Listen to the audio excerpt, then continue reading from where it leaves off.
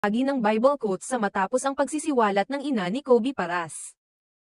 Nagbahagi si Kylene Alcantara ng mga mensaheng may temang pagpapala sa kanyang Instagram stories, na nagbigay daan sa iba't ibang reaksyon mula sa mga netizens. Ang mga mensaheng ito ay naglalaman ng mga panalangin para sa kaligtasan, kabutihan, at kapayapaan. May the Lord bless you and protect you.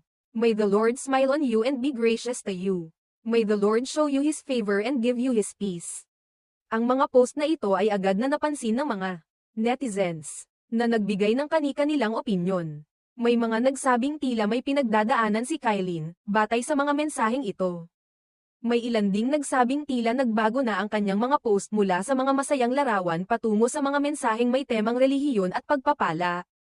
Ang paggamit ni Kylene ng salitang peace ay muling binigyang pansin, na nagbigay daan sa mga haka-haka tungkol sa kanyang kalagayan. Ang mga ganitong